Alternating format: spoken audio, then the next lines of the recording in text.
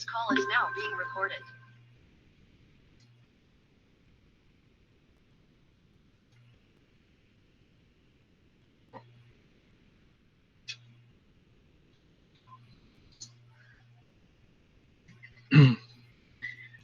Good afternoon once again. So we are now on chapter 3.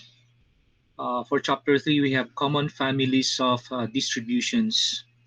Medyo mali dyan, no? Hindi ko na-copy lahat. Okay, distributions. So in section 1 of chapter 3, we have the introduction. And section 2, we have the discrete distributions. Some examples of the discrete distribution, we have the Bernoulli distribution, the binomial distribution, the Poisson distribution. And then for section 3, we have the continuous distributions. And some examples of the continuous distributions, we have the exponential distributions, we have the normal distribution. Since I gave you the first part of chapter 3 as a reading assignment, and I know that you have already encountered this in your undergrad statistics subjects. So I'm going to proceed now to section 4. Okay? So, tanggalon lang na ako ang video na lang, ha? Okay, so so for section 4, can you hear me? Yes, sir. Okay, so we have here a family of PDFs. That PDF mean probability density function. If our random variable is a continuous random variable, so the corresponding distribution will be called is a probability distribution function. And then PMF, that is for discrete random variable.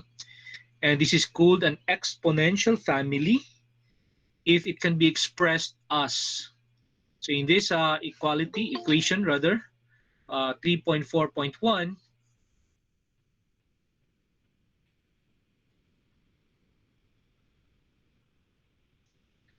okay, so we have here our PDF or PMF denoted by small f, and then we have here x given the vector valued theta. Since this is bold, take note now we have a bold theta here. This refers to a vector valued or a vector of parameters. Pwede siya, no? More than 2 number of parameters. So if it can be expressed as h of x, c of theta, the exponential function of the finite summation of w sub I theta, and then t sub I of x, where I from 1 up to k. So the number of terms for the power of our exponential function here would be k terms. Okay, here the h of x is a non-negative function. T sub 1 of x up to t sub k of x, these are real valued functions of the observation x. They do not depend, or they do not depend on the vector of parameter, big theta or bold theta. And then we have c of theta to be non-negative, and then w sub 1 theta up to w sub k theta are real valued functions of possibly vector valued parameter bold theta here.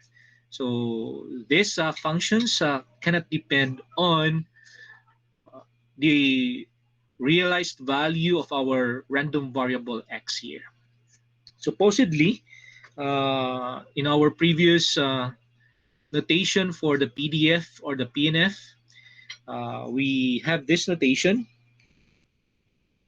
in which the subscript of this small f is our random variable, and then we have here the realized value of our random variable x. And then since we have an exponential family. We have some, what do you call that one? Parameters for our distribution. It could either be a univariate, or we have only one parameter, so our theta here is just equal to that parameter. If we have two or more parameters, then we can denote it by a vector bold theta. Okay.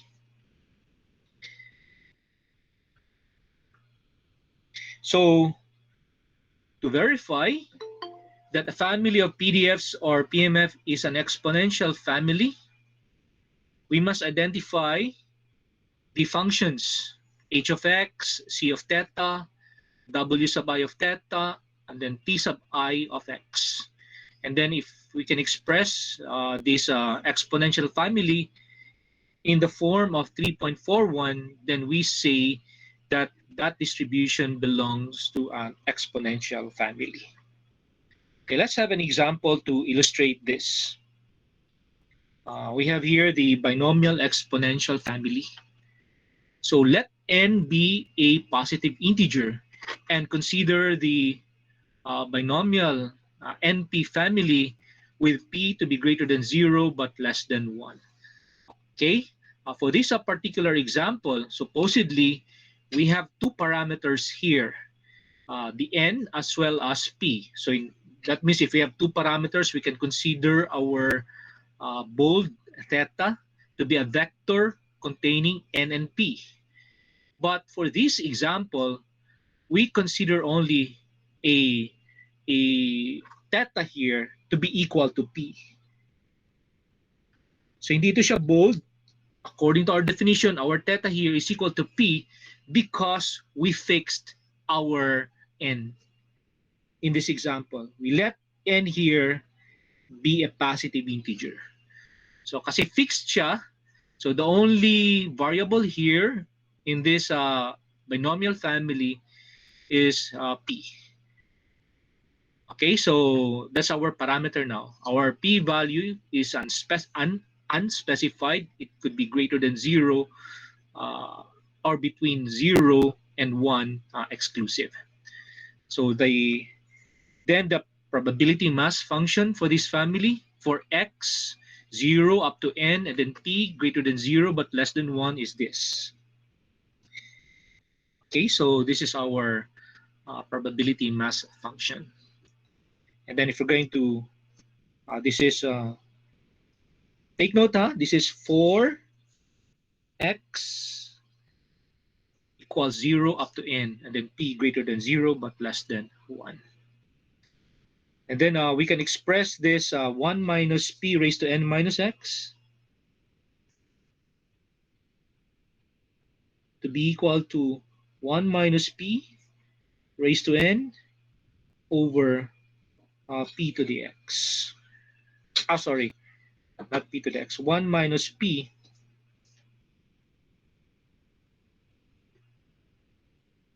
raised to x. Okay, since we have two factors here with an exponent x, this one as well as this exponent x, so we can combine it, express it as a single expression as this. Then after that, we can express this expression p over 1 minus p to the x as the exponential function of the logarithm of p over 1 minus p times x. Say we simply have this. Say we let y here be equal to p over 1 minus p raised to x. If we're going to take the ln of y here, the natural logarithm, supposedly ln dapat ito, pero we usually use in statistics, in math, dapat stricto, dapat na ln din yung gamitin. But usually in stat, we apply logarithm, log here. Then we have here p, 1 minus p raised to x. And then using the property of logarithm, We have x log of 1 minus a p.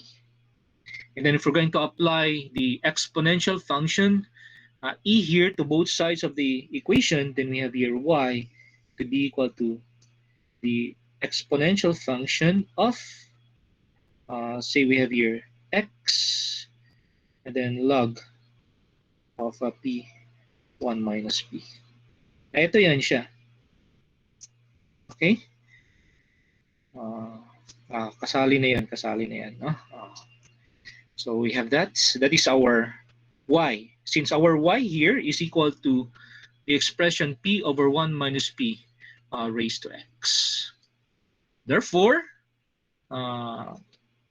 if we're going to check one by one the factors of this function, we can define h of x here to be this combination of n taken x at a time for x equals 0, 1 up to n, and then 0 otherwise.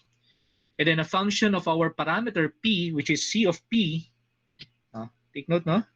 We have here h of x, c of big theta or bold theta. Since we have only one parameter here, so hindi ito bold yung theta natin, then that is equal to p. So that is c of p.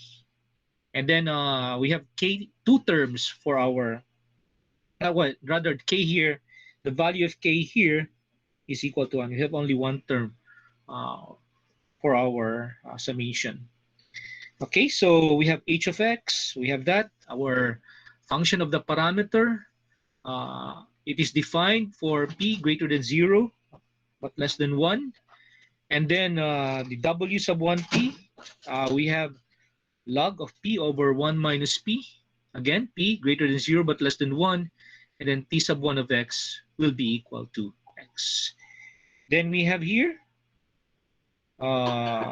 in 3.4.3, implying that the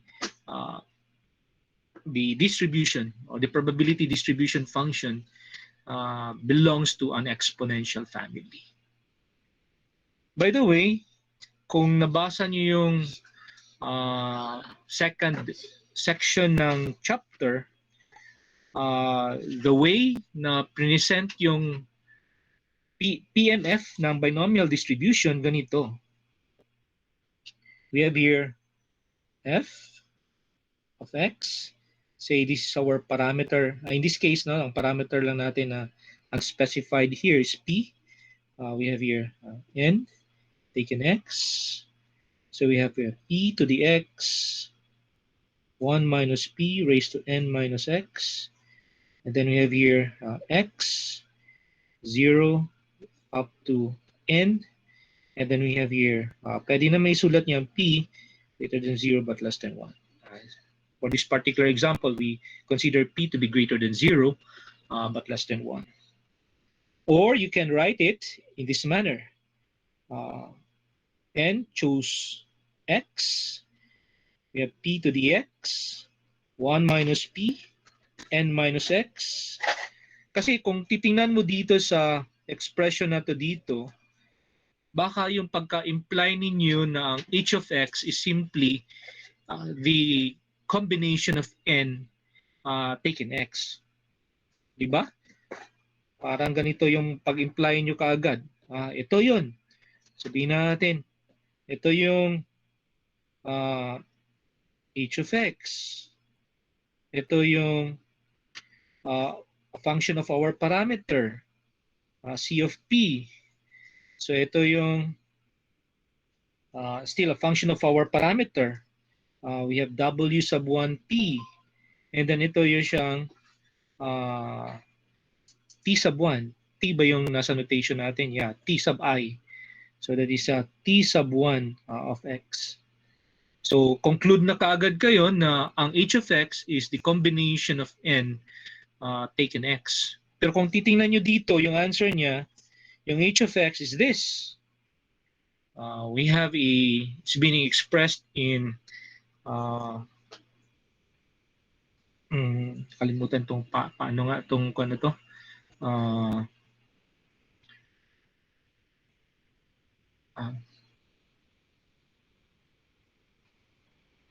Ano ganito? Anong ang tawag nito? Pagka-express ng function natin.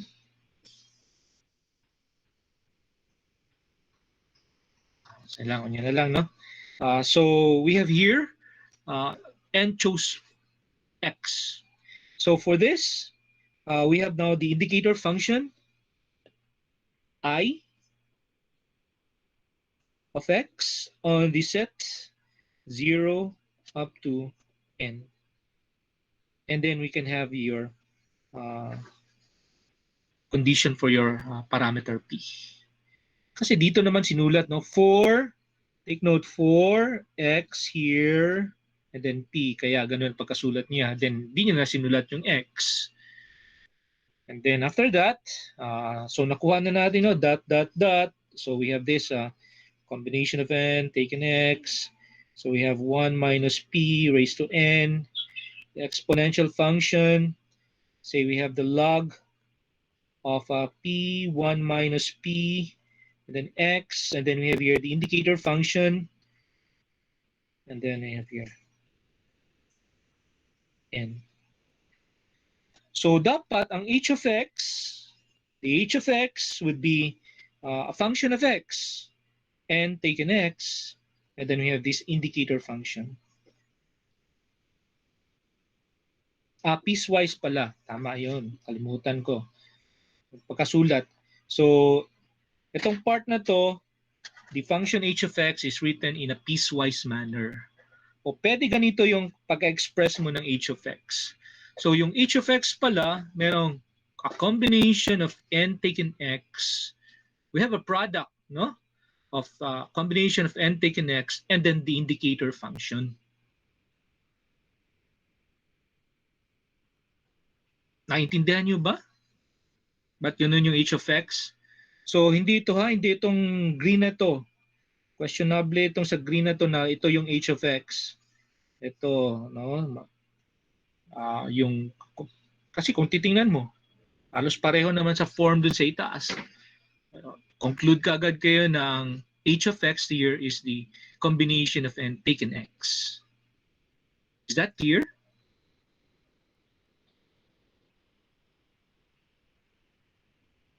Hello, guys. I just want to emphasize things here. Okay, sir.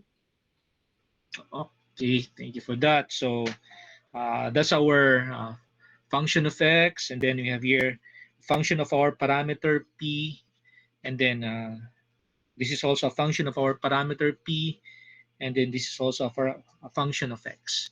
Since k here is only equal to 1, so we have only one term for the power of our exponential function e.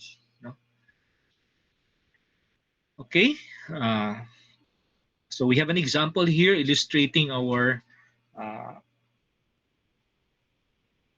form for the exponential family.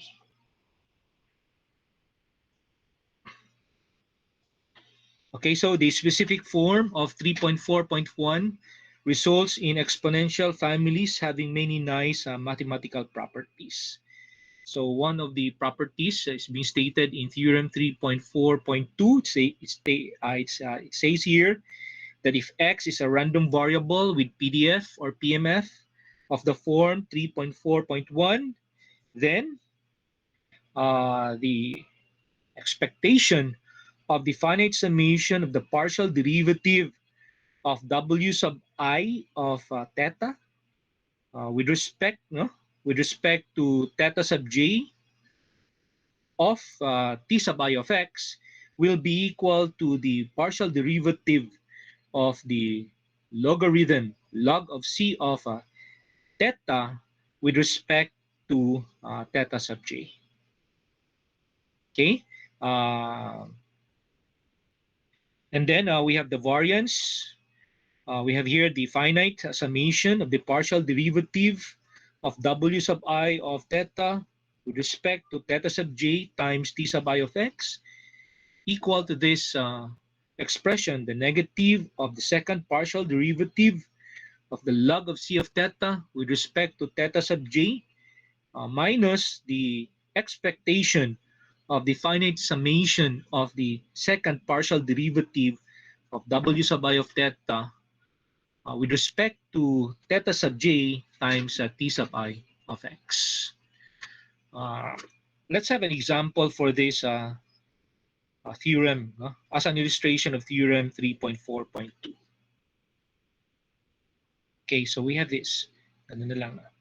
We have the binomial mean and variance. So using the example above,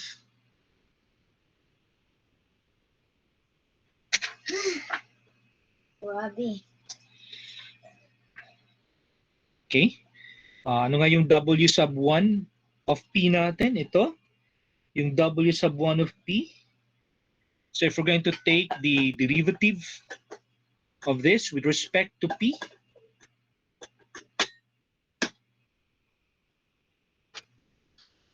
we can verify that it is equal to 1 over p, 1 minus p.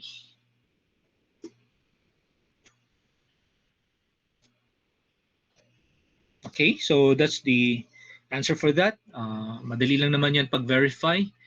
You can apply the derivative for the logarithm, and then after that, you're going to apply also the quotient rule to that p over 1 minus p.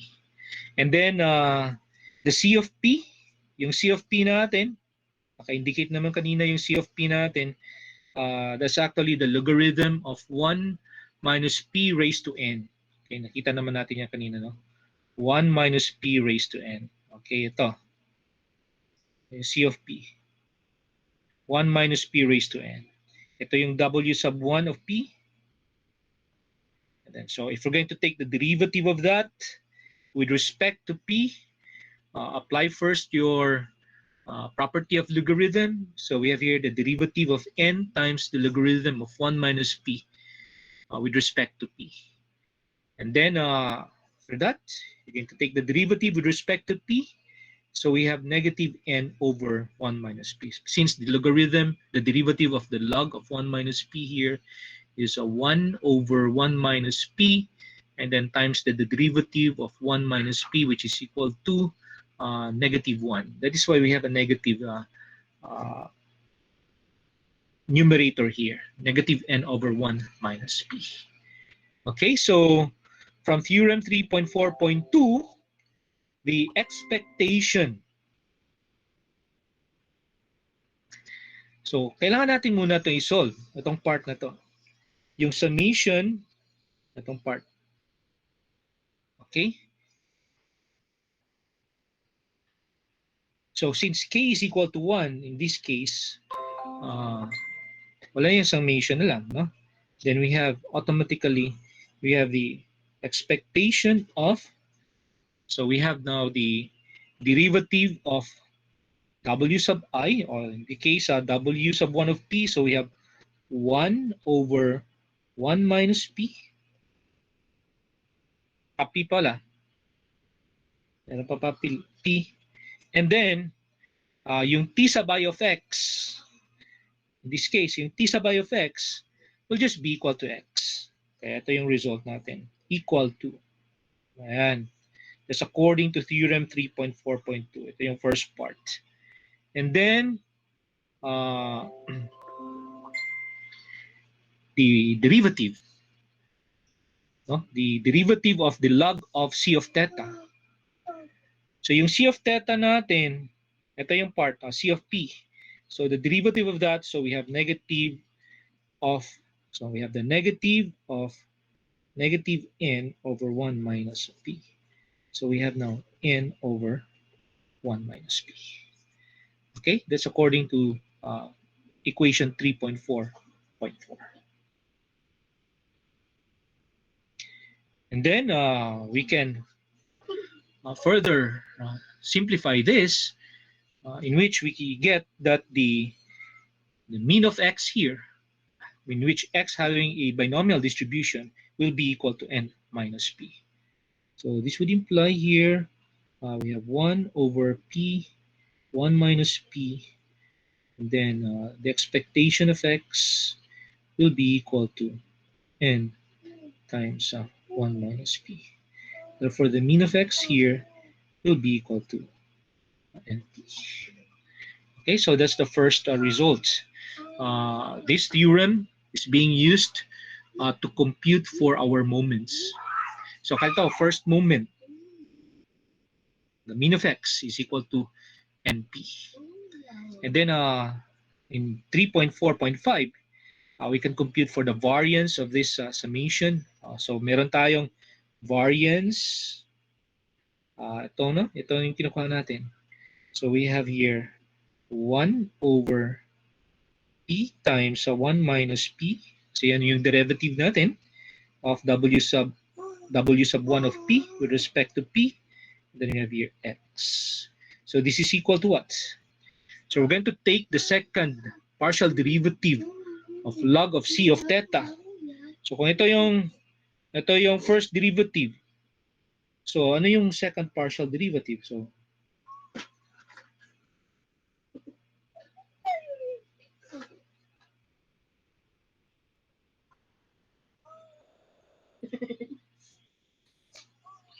okay. So we have that. So if you're going to compute that, wala. Ito lang pala yung kanyang nag-solve. So i-solve lang natin itong part na to. This part for this. So if we're going to compute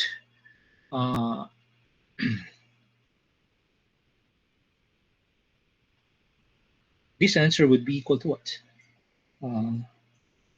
With respect to P tayo. So pwede yan siya ni the derivative with respect to P of negative N 1 minus P raised to the negative 1.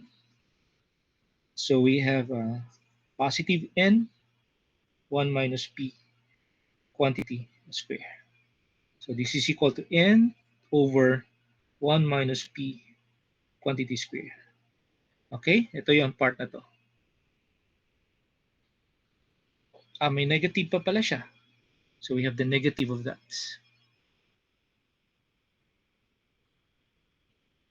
Hindi pa. Tama to. We have here the negative. Sorry. Okay, so take the derivative of that. Negative 1 times negative N. We have positive N. And then 1 minus P raised to the negative 2 times the derivative of 1 minus P. That's negative 1. So negative ang answer. So the negative of negative will be positive. So minus yung pangalawa naman. Okay, so for the second part, ito, we take the second partial derivative of W sub I of theta. So ito ngayon, yung dito ko na lang isulat ha, derivative of square dp square log of P over 1 minus P.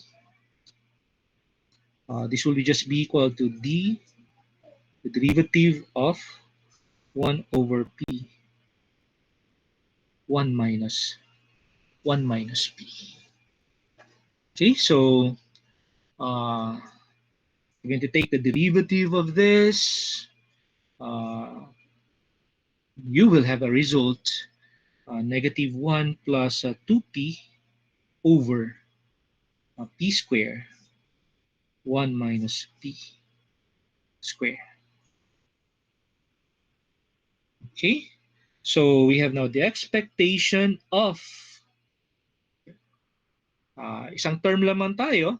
So we have negative 1 plus 2P over P square, then 1 minus P quantity square. And then the T sub I of X is just equal to X. Okay, you simplify this further. We have N 1 minus P quantity square. And then minus, I get the expectation of this. So we have here the negative 1 plus 2P over P square 1 minus P quantity. And then the expectation of X, which is equal to NP. Okay, you simplify further this one and you will be able to get that the variance of this expression will be equal to NP 1 minus P. So kung yung variance ng 1 over P 1 minus P x is equal to NP 1 minus P, so if we're going to compute, kung gusto mo i-compute yung variance ng x, pwede mo na ma-compute.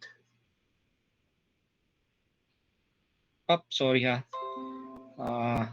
Mali pala yun. I-implies na lang pala. Okay, this would further imply, yan yung variance, this would further imply that the variance of x here, sorry for that, will be equal to NP 1 minus P. So i-simplify mo lang to, and then after that, you further simplify it by this expression on the left-hand side. You will get the variance of x is equal to NP and then 1 minus P. Kasi dito sa example na to, kan lang naman, yung mean of x lang yung pinakita. Ito lang yung illustration niya for 3.4.4. But if you're going to continue, you can also illustrate, we can illustrate rather 3.4.5. Okay, so yung theorem is being used to compute for the moments. So we look another example. We have the normal exponential family. So we let f of x, with this time we have the parameter u and then sigma square, be the normal, having a normal distribution with mean mu and variance as sigma square. So bold na ngayon yung theta natin. We have a vector containing the parameters mu and then sigma. Both mu and sigma are not specified in the problem. So mu is a real number and then sigma to be a positive real number. Then, okay, we have this for our probability density function. By the way, nasa assumption niya that this is the range for our mu and this is also the range for our sigma. Pero kung gusto nyong lagyan ng indicator function, pwede din naman. Okay? Supposedly na meron pa tayo ditong x dito, the value of x here from negative infinity to positive infinity, and you can have the range of your parameters. And then sigma to be positive. Okay, so if we're going to simplify, then we have here, meron din dapat ito. Negative infinity, x, and then you have your parameter, then sigma to be positive. Okay, that is why, if we're going to check now, the function h of x will be equal to h of x for all x. Or you can have h of x to be equal to the indicator function. Tama naman, no? The indicator function of x on the open interval. 1 lang naman yung answer niyan. For all x. For all x that you're going to, for all real number x, your h of x is equal to 1. Kasi itong density function natin, pwede naman may sulat yan, no? Meron siyang indicator function. So we have here the exponential negative x squared over 2 sigma squared plus mu x and then sigma squared. And then you have now your indicator function, x from negative infinity to positive infinity. And then you have now your parameter values, the range of your parameter values, then sigma to be positive. Okay, so kung yung answer niyo sa h of x is simply equal to 1, mali yun. It should be h of x is equal to 1 for all x. Or you can have this. H of x is equal to the indicator function of x on the interval from negative infinity to positive infinity. Okay? So the function of our parameter, bold ito ha, bold kasi it's a vector. So we have two parameters. We have mu and then sigma. Unspecified yung mu at saka unspecified yung sigma. So we have this function of the parameters, mu and sigma. And then the w sub 1 of mu sigma. And in this case, our k here is equal to 2. So we have two terms in the power of our exponential function. So the w sub 1 mu sigma 1 over sigma, sigma greater than 0. And then t sub 1 of x, ito yun sa first part, no? Ito yung sa first part. So 1 over sigma square, yung w sub 1. Yung t sub 1 of x, so we have negative x square over 2. And then for the second term, ito, so w sub 2 of u sigma. Okay, parang may kulang na yata dito. We have here u should be greater than negative infinity to the positive infinity. Okay, and then t sub 2 of x is equal to x. Kaya ang ating probability density function can be written in this form. And okay, check ko muna ha. Medyo choppy. Guys?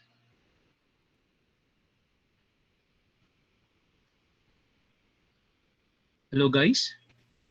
Sa akin, sir, parang nagpa-fluctuate, sir. What about for your classmates, for the others? Okay lang, sir. Okay lang. Siguro sa connection mo yun, John Ray. Sa connection mo siguro. Okay, sir. So ito ngayon yung ating probability density function. Okay, so dito sa h of x natin dito, naisali na yung indicator function dyan. In the case. So k is equal to 2.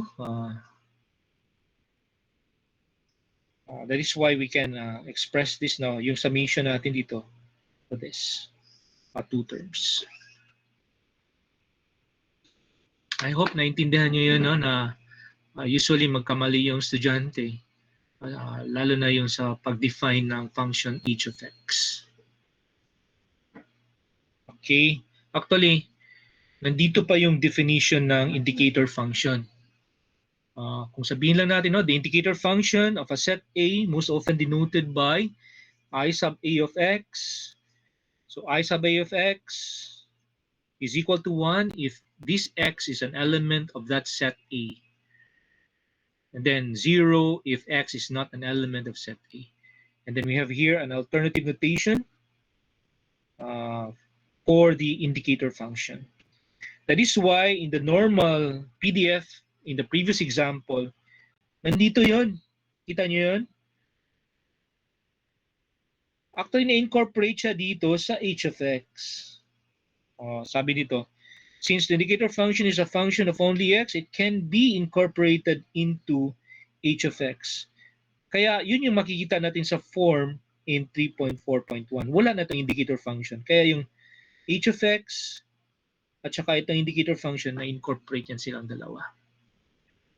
Siguro mas klaro na ito na nasa huli na yung pagka-explain niya, no? Kaya dito nga part, kung maging strict tayo, kung hindi niyo ito dinefine, maging mali yung solution niya. Okay? So curve exponential family. In the previous example, the k terms in our normal distribution with unknown parameters mu and then sigma, we have k to be equal to 2. And then that is equal to the number of parameters in our parameter space. Okay? So, dalawa yung parameters natin, mu at saka sigma. And then, yung number of terms natin sa expression as the power of our exponential function, dalawa. But for the curve exponential family, the number, the number of parameters is less than the number of terms. Let's have this example. So the normal family of example 3.4.4 in the previous example is called a full, okay, it's a full exponential family. Supposing if we're going to assume that our variance sigma squared be equal to mu squared, then the family becomes a curve exponential family. So, pwede natin makita. So, now this is our density, probability density function. Okay. Pwede natin may sulat dito yung x. And then, we have our mu here.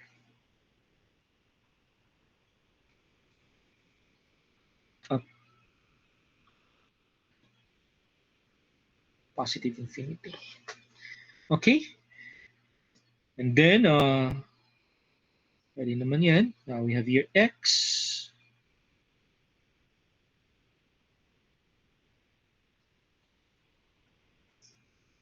Dapat kasali man dapat ito.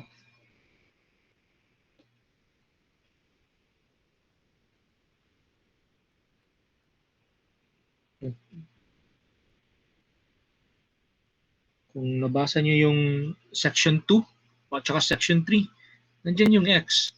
Nandyan yung parameter values or the range of your parameter. Okay, so our theta here, which is a parameter, no? Isa lang siya. Equal to u. Isang parameter lang, u. And then we have two terms here. So k value, in this case, the number of parameters here, say let d here be the number of parameters.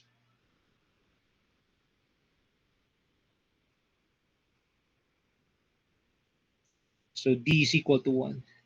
And then the k value here, k is equal to 1. And then since d is less than k,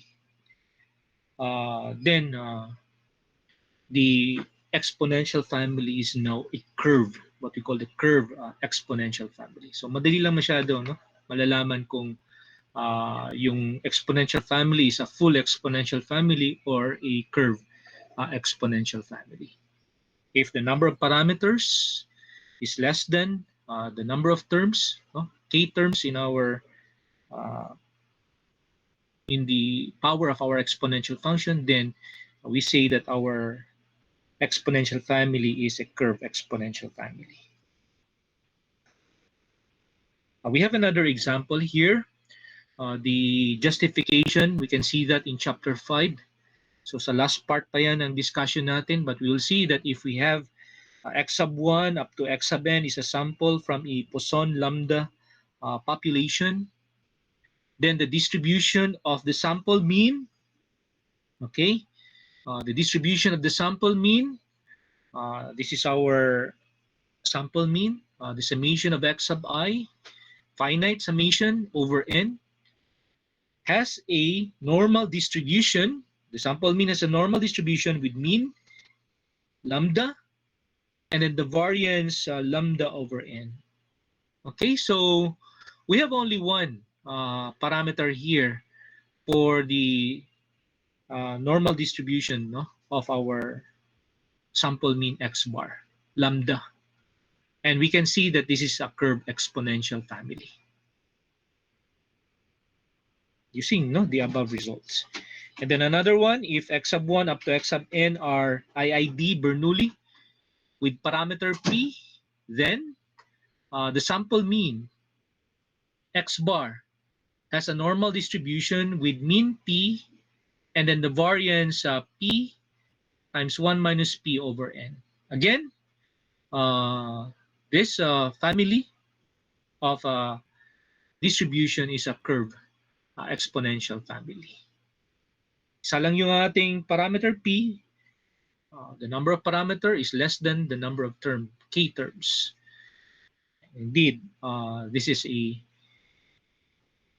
this belongs to a curve exponential family. Okay, so let's proceed now to section 5, location and scale families. So in this particular section, I'm going to discuss 3 types of families. We have the location families, the scale families, and then we have the location scale families. So each of the families is constructed by specifying a single PDF, say f of x, and this is called the standard PDF of the family. When we say standard, it does not depend on any of the parameter. Okay, then all other PDFs in the family are generated by transforming the standard PDF in a prescribed way. So we have this theorem, let f of x be any PDF, standard PDF ito and then let u and then sigma to be positive by any given constants. Then for the function, take note, any u and then sigma to be positive, any given constants. So unspecified. So that means u and sigma are parameters. So we have here now g of x, and then this is our parameter. It depends on this parameters mu and then sigma. If it can be expressed as 1 over sigma f of x minus mu over sigma, no, then this g is a PDF. Okay, we have here the proof actually for the theorem. You're going to show that it would integrate it to 1 if we consider take note, this is a PDF, so it's a continuous distribution.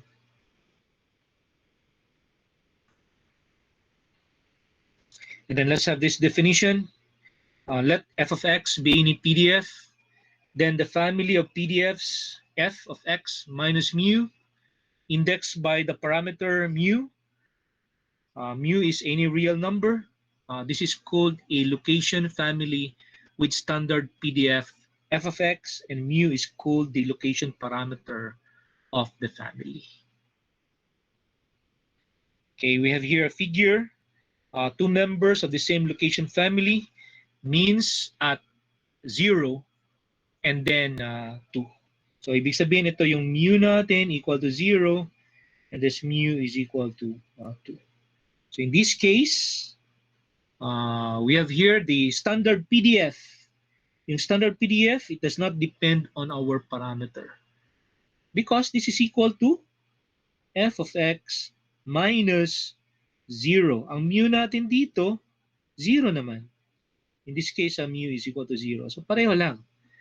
So it's a standard PDF. And then if we take mu here to be equal to 2, then this is the graph of f of x minus 2.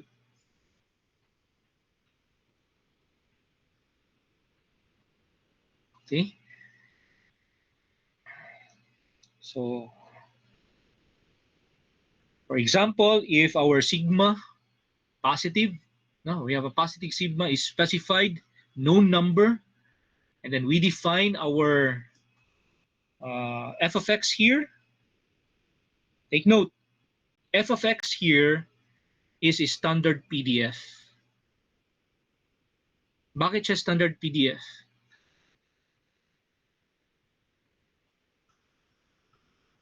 Guys?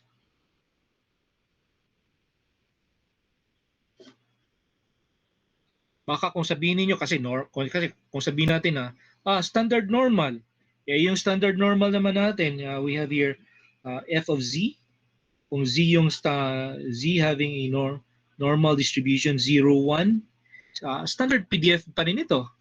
We have 1 over the square root of 2 pi And then we have e to the negative z squared over 2. Okay. Then we have your z, negative infinity to positive infinity. And then we have that. Kaya tinawag siya na standard normal distribution with mean 0 and variance is equal to 1. What do you think of this? Is this a standard PDF? Yes or no?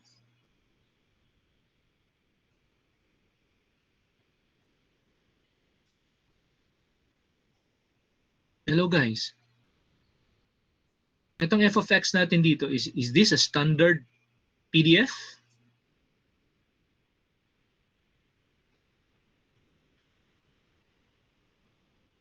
Take note, itong dito sa part na to,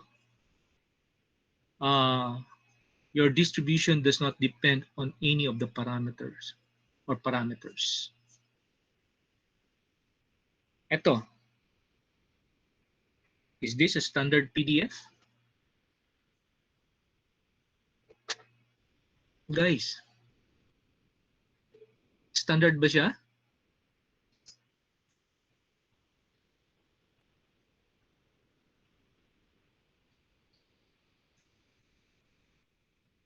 Comment. Kim.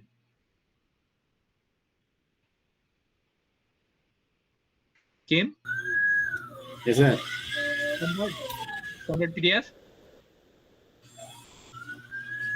Yes, sir. Bakit naman? One second.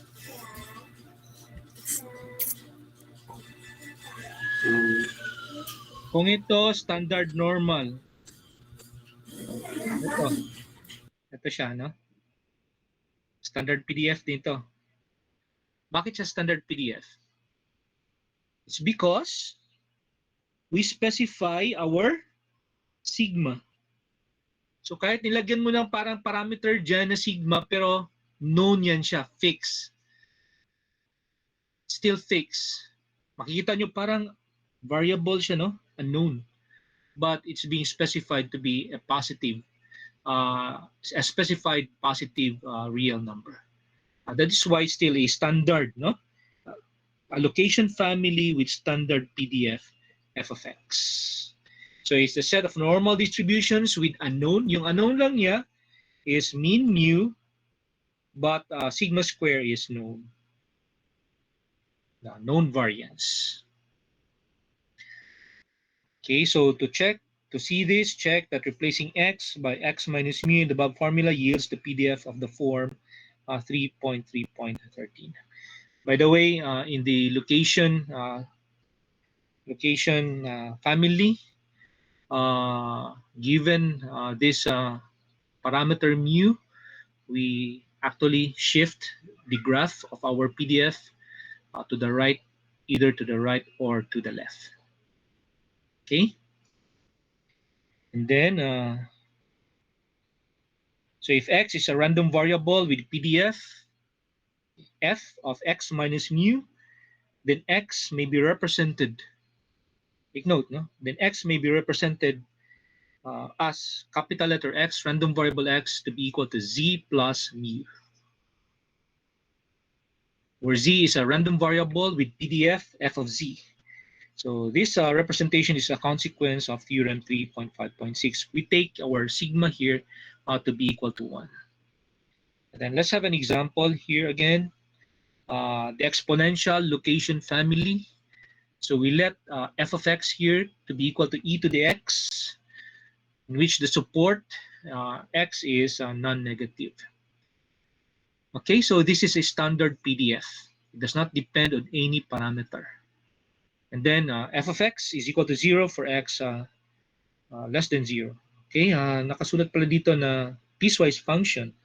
Parang ganito yung pagkasulat niya. F of x is equal to e to the negative x if you take x to be greater than or equal to 0, then 0 to be x is less than 0. A piecewise function. Or you can write your function f of x as e to the negative x. We have now the indicator function of x on the interval 0 to positive infinity. Because the value of this indicator function is 1 on the interval 0 to positive infinity. That's why we still get e to the negative x. Okay? So to form a location family, we simply replace x by x minus mu to obtain. Supposedly, if we're going to replace here x, itong x dito, i-replace natin by x minus mu kasi ito yung x. You replace that by x minus mu, dapat yung expression dito should be f of x minus mu. And then you have your, it depends on your parameter mu. Diba yung sabi niya, replace x by x minus mu to obtain. Since x here is a variable, pwede na naman yung x minus mu, no? Itong part na to. Parang ganun yung pag-express niya. So we have now, replace this x here, by x minus mu. And then replace this x here by x minus mu. Kasi equal man naman lang naman yan siya. So you replace x here also by x minus mu. And we have that. Okay, so this is equal to simplifying e to the negative of x minus mu when x is greater than or equal to mu. So we have some graphs here of our PDF for various values of mu. So in this case, this is for f of x equal to e to the negative x. That's for e. And then this one, f of x minus 1.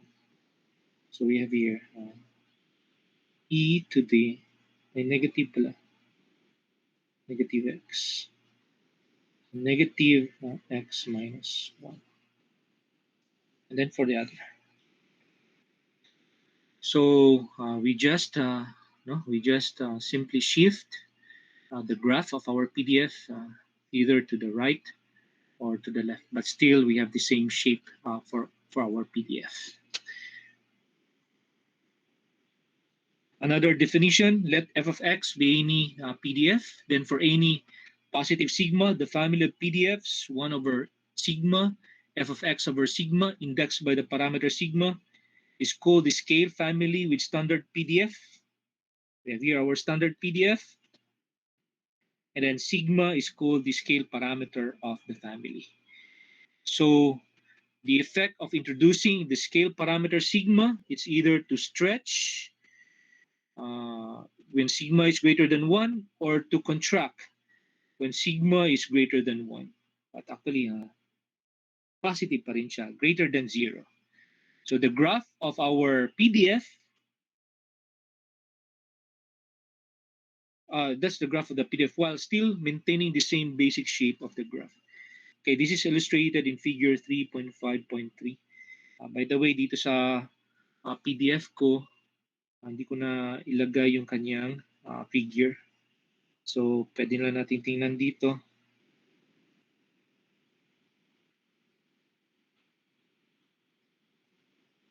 Ayan. Okay. So, still, we fixed our mu, our mean, and then we vary on sigma, scale parameter sigma. In that case, ito yung kanyang, we stretch, whether we stretch or we contract the PDF, depending on the value of our scale parameter sigma. Okay, so yan yung graph na hindi ko na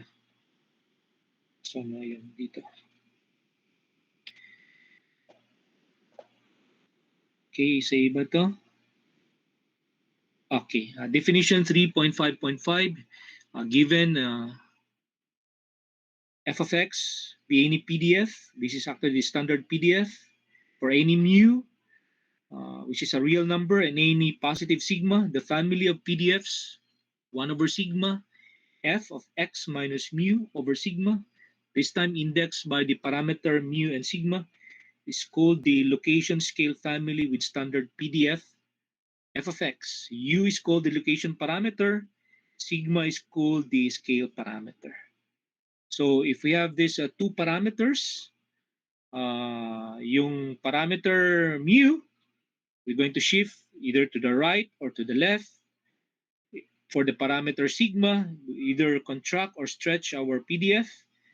Then it can be illustrated by this figure. Yan. No? So we have some members of some location family.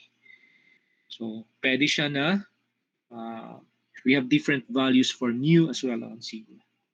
So we have a location scale family.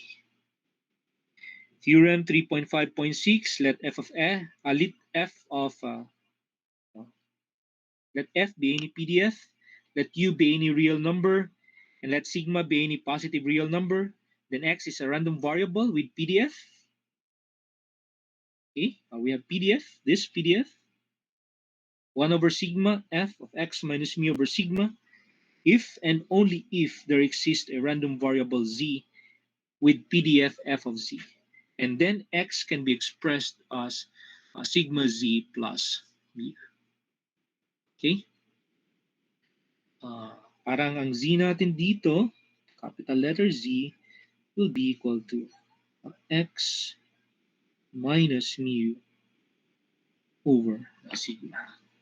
Hence, x here is equal to sigma z plus mu.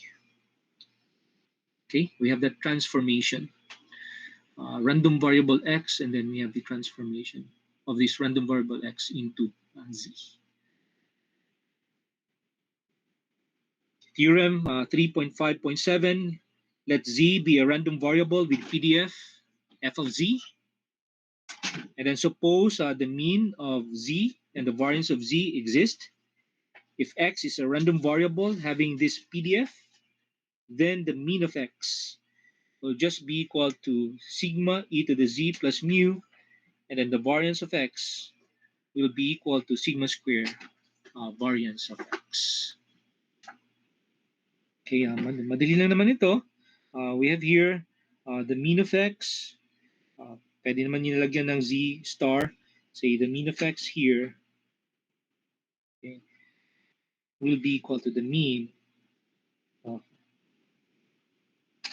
plus mu. Kung gamitin natin yung z star dito, okay din. May problema.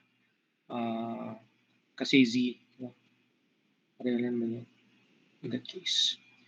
And then using the property of the expectation operator, we have expectation of sigma, z, sigma, expectation of z, then plus mu.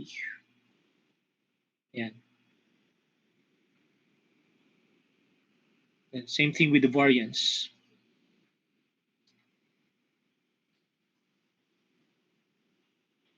Okay, so we have the variance of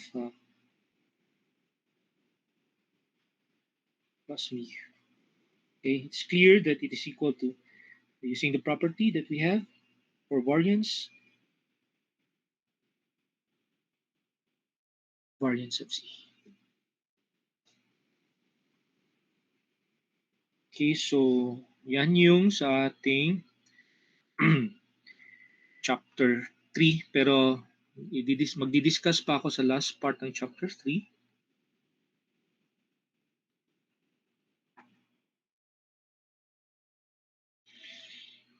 Okay, sa last part ng chapter 3.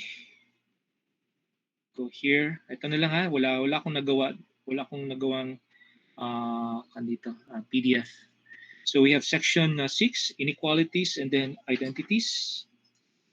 So the first subsection is devoted to inequalities. The first one, we have the probability inequalities, the most famous and perhaps most useful. We have the probability inequality. We call it the Chebyshev's inequality. So we have here in theorem 3.6.1, let x be a random variable, and we let g of x be a non-negative function. Then for any positive r, the probability of g of x greater than or equal to r is less than or equal to the expectation of g of x over r. So if we have this expression, ito, it is being bounded above.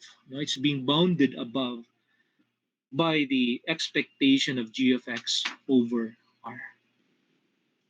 So to prove this Chebyshev's inequality, say we start with the mean of g of x. Since we know x is a random variable, and then we have a function of this random variable is also a random variable, then according to our definition before, the mean of g of x is equal to this improper integral.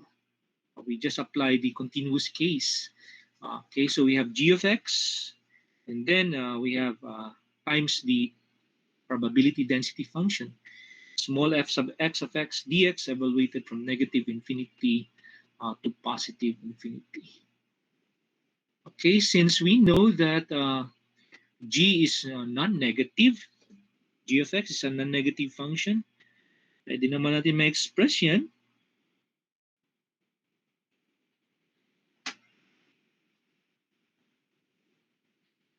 X sa dx. Okay? But for any r, no,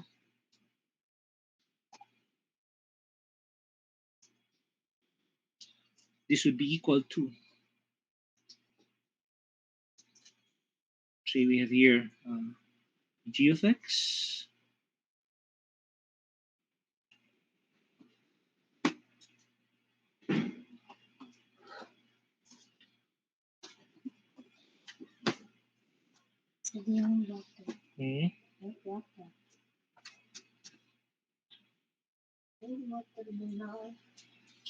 Okay, so this is for the kasi may g of x, we have a function. This is for the set of all x here, such that g of x is greater than or equal to r. And then plus g of x, and this is for the set of all x here, such that g of x is greater than 0, non-negative, but this is less than r. So ibig sabihin yan, yung expectation ng g of x can be expressed as sum of these two integrals. Ito at saka ito. So if it is a sum of two integrals, then clearly it would be greater than or equal to one of these terms. Ito yung first term na consider natin. Ito na yan. So it will be greater than or equal to that. Okay, we have an r here to be positive. So g of x is a non-negative function. So the value of g of x is non-negative. So pwede yung function, value ng g of x is greater than or equal to r. Or pwede yung ang value ng g of x greater than 0 siya pero mas maliit siya sa r. Kaya meron tayong dalawang integral dito. So that is why we have here now it's greater than or equal to. No, greater than or equal to. And then since g of x is greater than r, ito, greater than or equal to r, then this is also true. Palitan natin yung g of x by r. And then we can write the constant or the expression that does not depend on x before the integral sign. And we have that. And according to our definition, then we have this. So r times the probability that g of x is greater than or equal to r. Yeah. And then rearranging this, then the theorem is being proved. Okay, so we will be able to get this expression.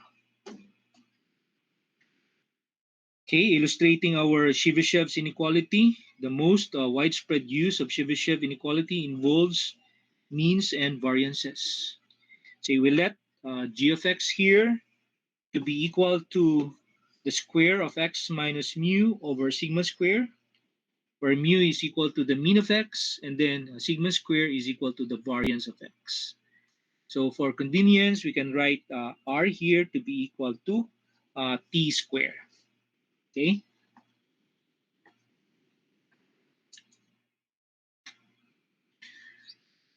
Then we have this, the probability that x minus mu quantity square over sigma square greater than or equal to t square would be less than or equal to 1 over r, supposedly, no? 1 over r.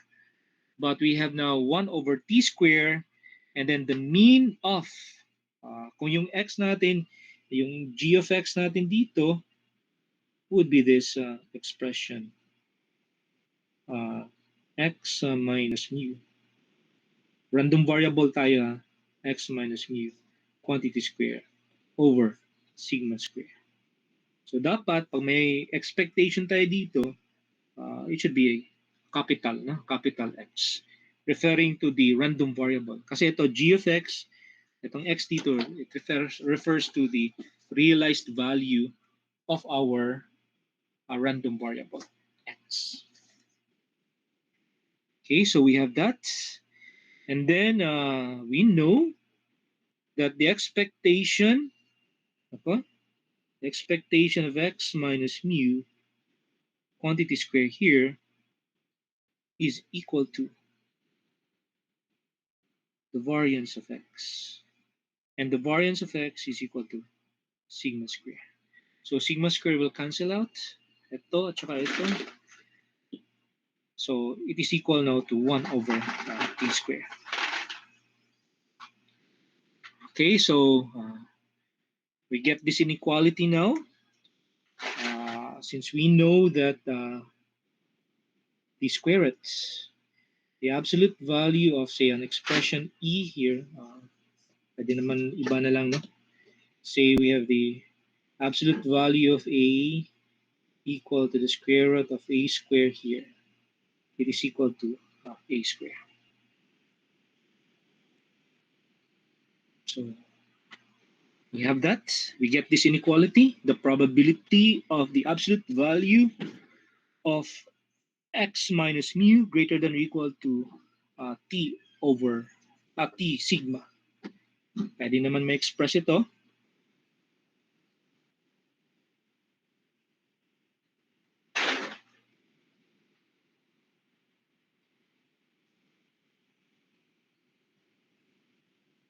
Minus mu. Then we have here sigma square t square, or this is just equal to sigma t quantity square. And then applying this, then we get that inequality. Sorry. Ayan, papalayan ko. Okay, so if this probability of the absolute value of x minus mu greater than or equal to t sigma is less than or equal to 1 over t square, this is equal to 1 minus the probability that the absolute value of x minus mu is less than t sigma. And this is less than or equal to 1 over t square. Hence, we're able to get this inequality. So the probability that the absolute value of x minus mu less than t sigma, okay, less than t sigma, would be greater than or equal to 1 minus t square. So we have this as our lower bound for this probability. So which gives us a universal bound on the deviation of x minus mu in terms of sigma. Say, for example, If we're going to take t to be equal to 2, then we get the probability that the absolute value of x minus mu greater than or equal to 2 sigma will be less than, okay? Greater than, no? Itong part na to. Ano part na yan? Will be less than. Greater than equal to 2 sigma will be less than or equal to 1 over 2 square. Or 1 over 4, and that is equal to 0.25. So, ang implication yan, ang implication nito, so there is at least 75 or 0.75, no, 75% chance that the random variable will be within 2 standard deviation of its mean, no matter what the distribution of the random variable x is.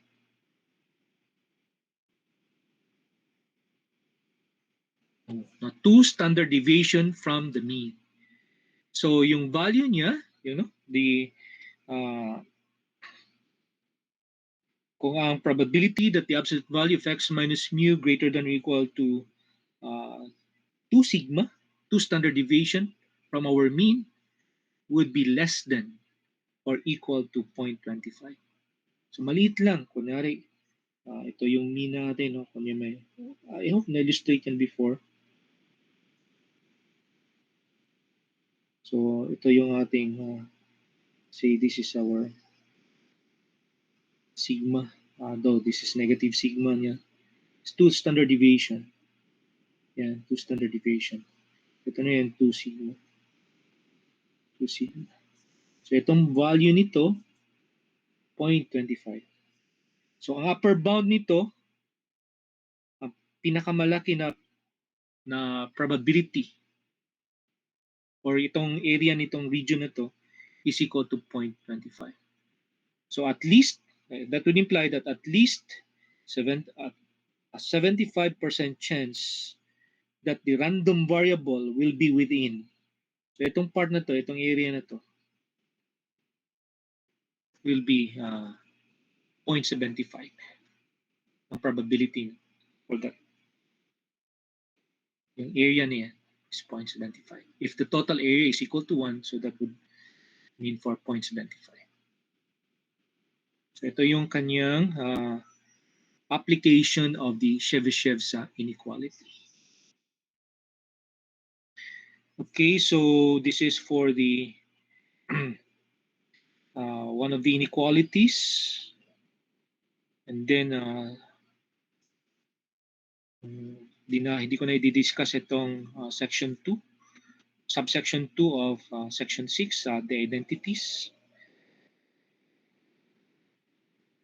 If you want, you can read this. No, pwede naman yung part na yan, pero hindi ko na i-discuss. Those are. So that's the end of chapter 3. So next meeting, we're going to discuss now chapter 4. Okay, so schedule for the first exam.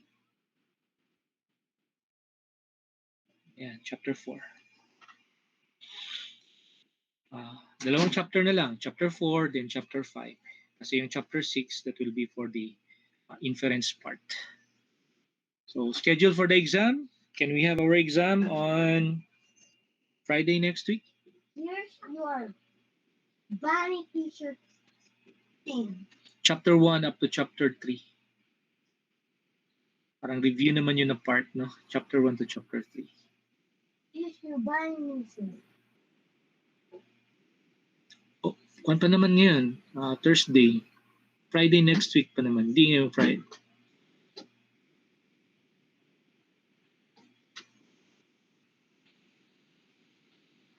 Today. Okay lang? Friday next week. Today. Sir, marag exam po na mo sa isa ka subject Friday next week, sir. Exam na po ninyo. Sa inyong isang subject. Sampling design, sir. Sampling designs.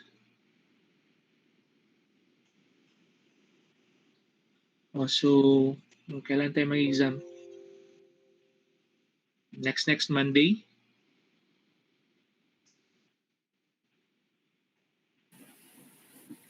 Siguro okay lang po sir. Next Monday pa sir. Sige, next Monday na. For chapter 1 to chapter 3. Okay, so tomorrow, by the way, gagawa pa ako ng PDF nito for chapter 4. So I'm going to discuss this tomorrow. Okay, so that's all for this afternoon. Any questions or any clarifications?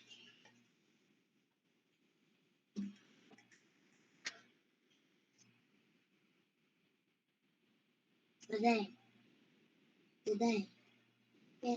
yeah, can you dili kuyog na sa beach at pa. Wala na?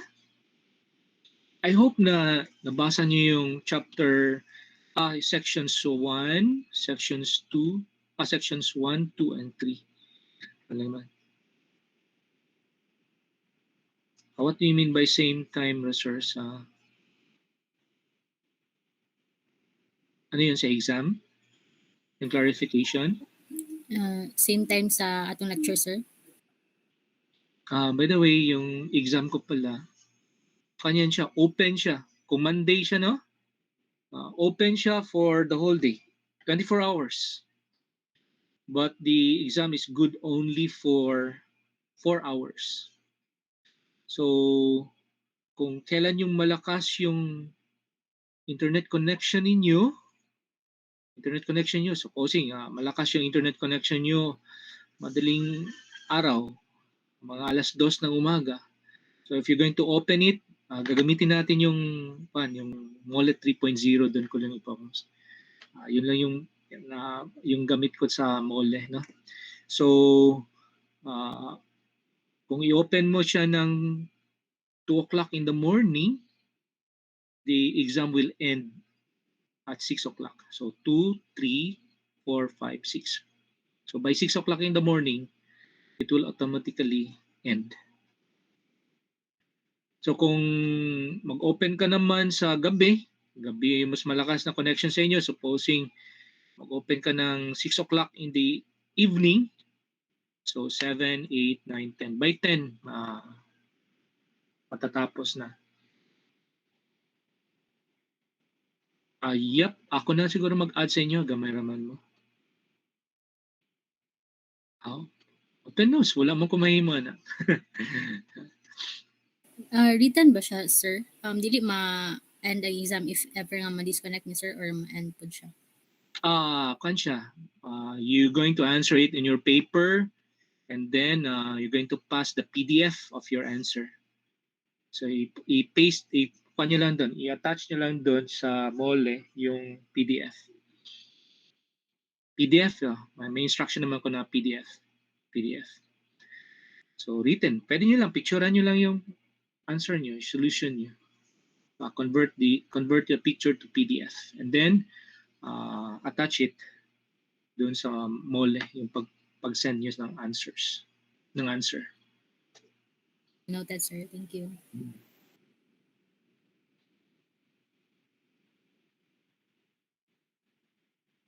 Okay?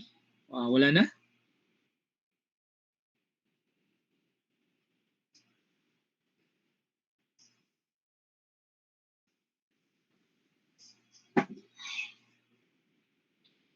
Wala na yata. Tahimik masyado. Dili kuyog kon antipanik na sa beach. Okay, so I think there are no more questions and clarifications. So that's all for this afternoon. Class dismiss. See you tomorrow for chapter 4 discussion. Bye. Thank you Okay. sir. Bye. I'm going to stop now the recording.